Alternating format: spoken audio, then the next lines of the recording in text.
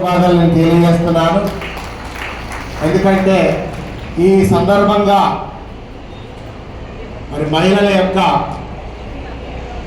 ప్రాధాన్యత ఏంటి, వారికి ఉన్నటువంటి సౌలభ్యాలు ఏంటి, వారి జీవన విధానము,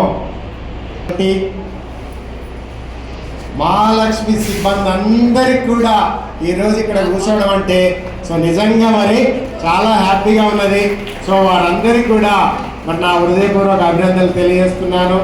మరి ఎంప్లాయీ వెల్ఫేర్ బోర్డు మెంబర్ గారు, విద్యారం ఎం గారు, తర్వాత మిగతా నా సిబ్బంది సోదరులకి, తర్వాత నా పత్రిక ప్రింట్ మీడియా సోదరులకి, మిగతా మరి ప్రయాణిక సోదరులందరికీ కూడా అంతర్జాతీయ మహిళా దినోత్సవ సందర్భంగా ప్రతి ఒక్కరికి నేను ధన్యవాదాలు తెలియజేస్తున్నాను.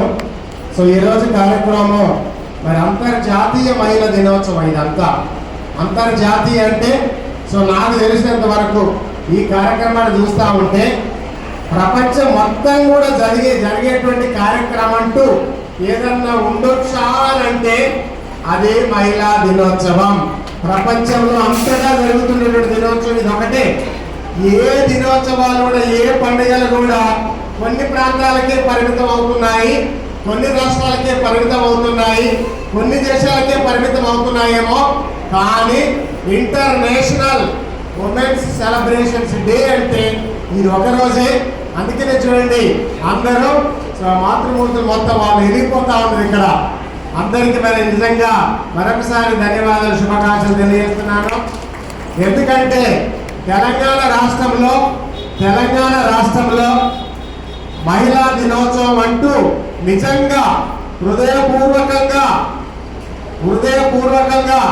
నిండు మనసుతోటి గౌరవప్రదంగా పూజనీయంగా జరుపుకునేటువంటి ఈ మహిళా దినోత్సవం అంటూ జరుపుకోవాలంటే అది తెలంగాణ రాష్ట్ర రోడ్డు రవాణా సంస్థ జరుపుకోవాలి. ఆ సంస్థలో ఆదిలాబాద్ డిపో ముందున్నందుకు నిజంగా నేను చాలా గర్వపడుతున్నాను, చాలా సంతోషపడుతున్నాను. ఇక్కడి నుంచి ఒక సందేశం పోతా ఉంది, ఈ ప్రాంతం నుంచి ఒక గొప్ప సందేశం పోతా ఉంది. తెలంగాణ రాష్ట్ర రోడ్డు రవాణా సంస్థ ఇంటర్నేషనల్ ఉమెన్స్ డే సెలబ్రేషన్స్ చాలా ఘనంగా జరుపుకుంటా ఉంది. కటసి ఆదిలాబాద్ డిపో, ఆదిలాబాద్ రీజన్. కాబట్టి నిజంగా ఇది ఒక గ్రేట్ పరిణామం కింద మనం భావించుకోవాలి. మరి మాతృదేవోభవ అంటే అందరికీ తెలిసినటువంటి ముందు మాట అమ్మే.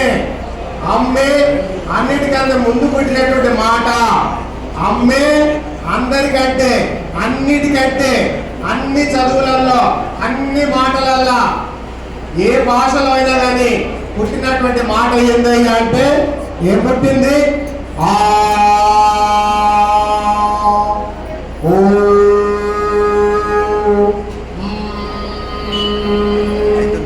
కలిపితే ఏమైతుంది? అమ్మా. ఈ అమ్మ అనేటువంటి శబ్దము మొత్తము ఈ విశ్వం నుంచి పుట్టినటువంటి శబ్దం, మానవుడు ముందుగా నేర్చుకున్నటువంటి శబ్దం. దాన్ని ప్రణవనాదము అని అంటారు. ప్రణవనాదము ముందుగా పుట్టినటువంటి నాదం అదే, ముందుగా పుట్టినటువంటి శబ్దం అదే, ముందుగా మాటగా మారినటువంటి శబ్దం ఏమన్నా ఉందంటే అదే అమ్మా. కాబట్టి అందరూ ముందుగా అమ్మ అనేటువంటి మాటనే పలుకుతారు. అమ్మ అనేటువంటి మాటలు పలకకుండా ఏ మాట కూడా నేర్చుకోరు ఏ మనిషి కూడా. కాబట్టి అది అమ్మ గొప్పదనం. అంటే ఈ సందర్భంగా అందరూ ఏం చేయాలా? అమ్మలను గుర్తు చేసుకోవాలా. ప్రతి ఒక్కరు వాళ్ళ యొక్క అమ్మని గుర్తు చేసుకోవాలా, వాళ్ళ మాతృమూర్తిని గుర్తు